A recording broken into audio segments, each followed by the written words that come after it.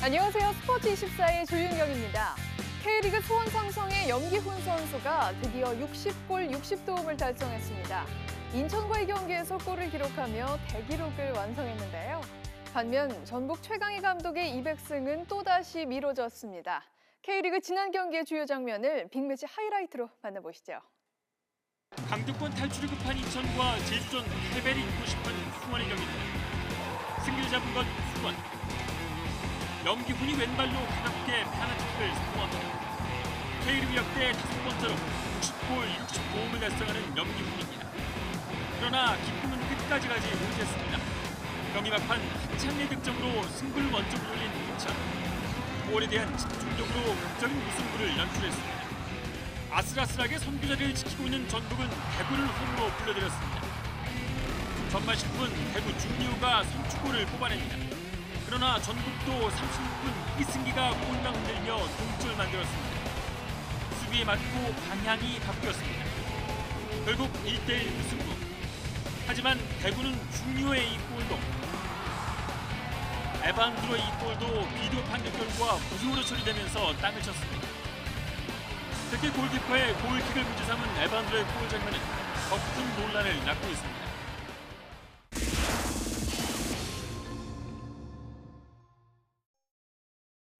한 주간의 스포츠 이슈를 만나보시죠. 위클리픽 순서입니다. 오늘은 YTN 스포츠부의 김재형, 허재원 기자와 함께합니다. 어서 오세요. 안녕하세요. 네, 안녕하세요. 네, 먼저 축구부터 살펴보겠습니다. 신태용호 2기가 발표됐습니다. 자세한 소식 전해주시죠. 네, 그렇습니다. 다음 달 7일 이제 러시아 그리고 10일 모로코와 차례로 평가전을 갔는데요. 신태용 감독이 예고했던 대로 일단 23명 전원을 해외파로 뽑았고요. 해외파로만 대표팀을 구성한 거는 이번이 처음입니다. 일단 눈에 띄는 건 역시 이청용 선수가 복귀를 했고요. 그리고 신태용의 아이들로 불리는 수비수 송준 선수가 이제 처음으로 발탁이 된 게 기존 멤버들과는 차이점이 있습니다만 전반적으로 봤을 땐 기존에 뛰었던 선수들이 다시 이제 대부분 발탁이 됐고요. 또 하나 이제 눈에 띄는 부분이 바로 이제 지동원, 황의조 선수가 이제 복귀를 했는데 공격수로 이제 발탁이 됐거든요. 황희찬 선수가 이제 부상이고 또 K리거 선수들을 뽑지 않으면서 이제 이 두 선수를 뽑았는데 아무래도 기존보다는 공격진의 좀 무게감이 전반적으로 떨어지는 거 아니냐라는 평가가 지배적이고요. 일단 신태용 감독은 이 두 선수가 월드컵 본선에서 경쟁력이 있는지 좀 점검을 하고 싶다라는 얘기를 했고요. 이번 경기를 통해 이 두 선수들이 어떤 경기력을 보여줄지 좀 지켜봐야 할 것 같고요.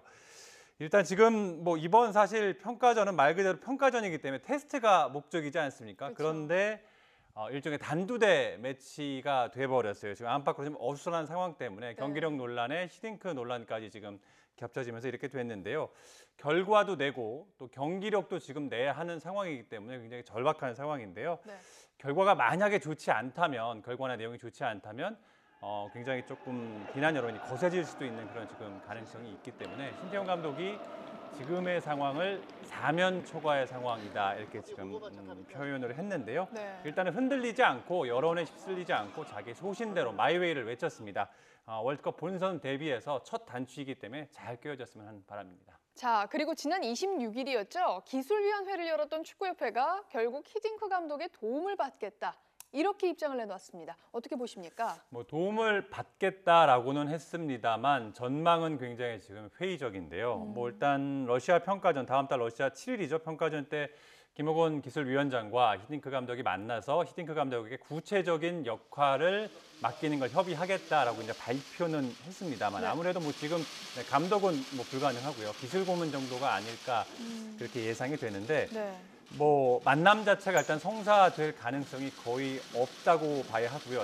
양측이 서로 어떤 진실 공방을 하면서 감정이 많이 상한 상태이기 때문에 지금 만나서 뭔가를 논의하는 것 자체가 크게 의미가 없다고 볼 수 있고요. 또 김호건 위원장과 또 히딩크 감독이 우연치 않게 악연 아닌 악연이 예전에 있었기 때문에 이런 상황에서 사전 조율 없이 두 위원장과 김호곤 위원장과 히딩크 전 감독이 만나서 어떤 역할을 논의한다고 해도 결과가 나올지 굉장히 지금 불투명한 상황이고요.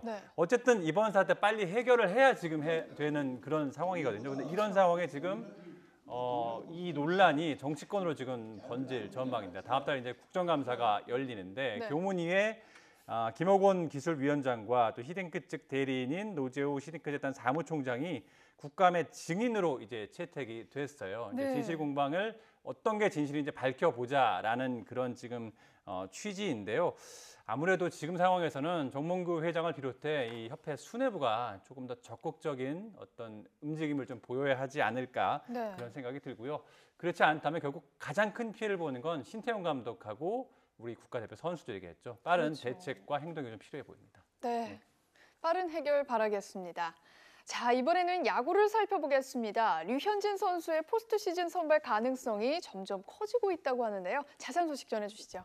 결국엔 포스트 시즌에 4명의 선발 투수를 쓴다고 본다면 3명까지는 거의 정해진 것 같고요. 마지막 한 자리를 놓고 알렉스 우드와 류현진 선수 2명의 싸움으로 좁혀졌다고 볼 수가 있습니다. 어제 LA 지역의 한 매체가 포스트 시즌 선발 명단을 좀 예상을 해봤거든요.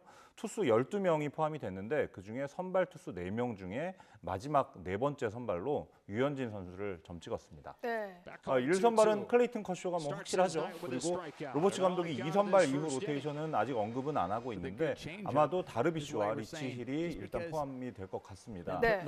그런데 류현진 선수는 불펜 경험이 거의 없어요. 반면에 우드는 불펜 경험이 많기 때문에 활용도가 우드가 불펜에서 더 높다는 점이 고려가 된 것으로 보입니다. 네. 만약에 다저스가 디비전 시리즈에서 초반에 1승 2패 이렇게 좀 몰리게 된다면 4차전에 류현진 선수가 아니고 에이스 커쇼가 바로 등판할 그런 또 변수도 있습니다. 결국 뭐 오늘 콜로라도전 결과가 가장 중요할 텐데요.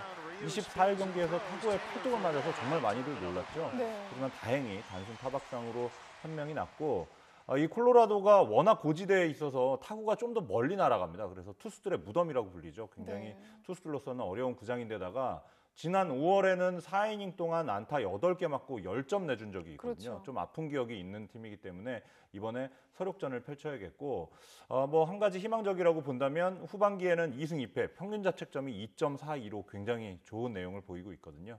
이번에 콜로라도전 한번 호투를 한번 응원해 봐야겠습니다. 네.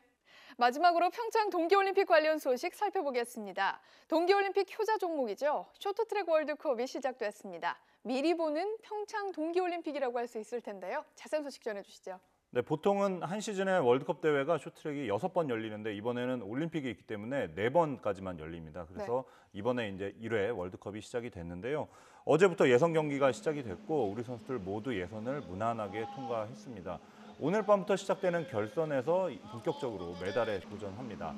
평창올림픽이 열리는 이번 시즌의 첫 월드컵이라는 점에서 더욱 중요한 대회인데요. 뭐 여자 대표팀은 걱정할 게 없습니다. 심석희 선수와 최민정 선수, 쌍두마차가 건재하고요. 네. 500m를 제외한 전 종목 석권에 도전합니다. 11월에 4차 월드컵까지 합산 성적을 해서 평창올림픽 출전권이 달려있기 때문에 1차부터 굉장히 선수들이 전력을 쏟고 있습니다.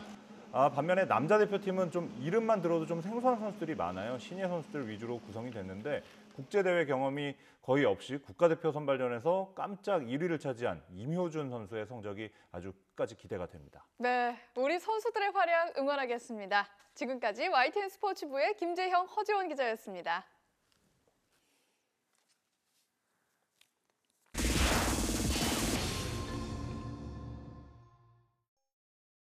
대한민국 축구에 괴물이 나타났습니다.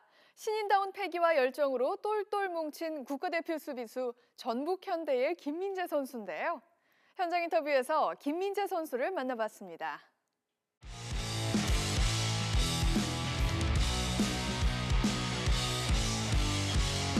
요즘 어때 잘 지내세요? 네. 뭐 달라진 점이 있나요? 그렇게 뭐 달라진 점은 없는 것 같고 그냥 경기를 좀 큰 대회를 갔다 와서 그런지 좀 편해지려고 하는 것 같아요. 네. 대표팀 상황이 많이 안 좋아서 못 뛸 거라고 생각했었는데 또 가서 경기를 뛰었고 이기지는 못했지만 무실점 경기로 끝내서 좋고 일단 본선을 진출한 거에 의미를 두고 싶어서 네.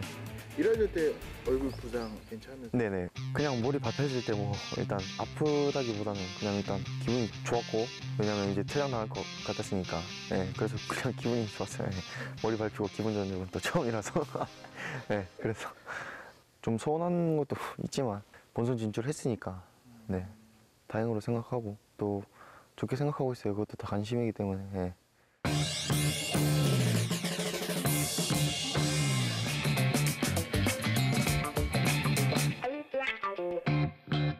올 시즌 오늘 기억에 남는 장면이 있다면 뭐 당연히 제가 골 넣었을 때, 골 넣었을 때 생각이 많이. 2골 넣었는데 이제 한 골 정도는 더 넣고 싶어요. 네.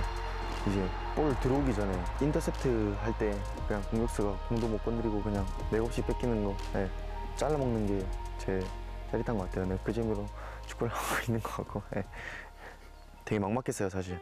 나가기도 좀 그렇고 퇴장을 당했으니까.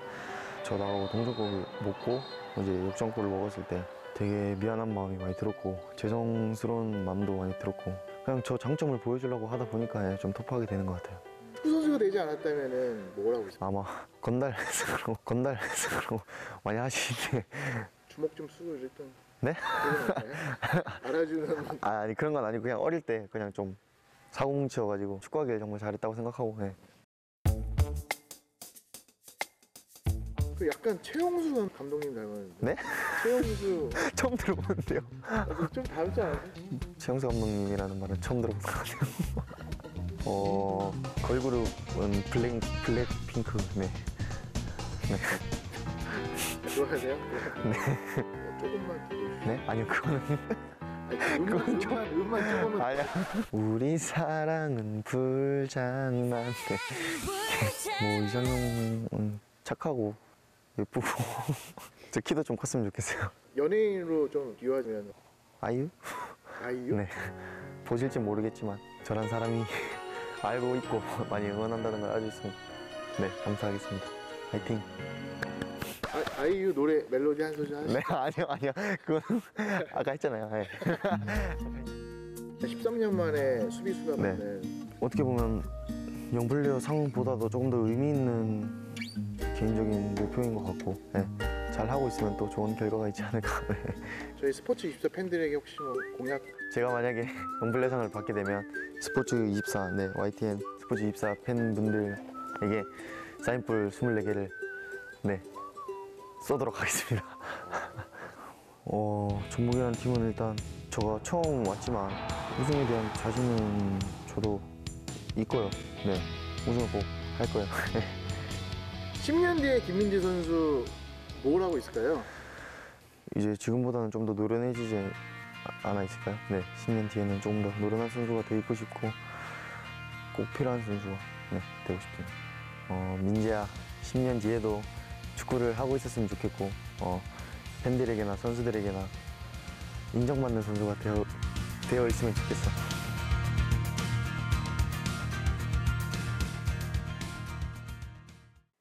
스포츠24 오늘 준비한 소식은 여기까지입니다. 저희는 더욱 풍성한 스포츠 소식 들고 다시 찾아오겠습니다. 시청해주신 여러분 고맙습니다.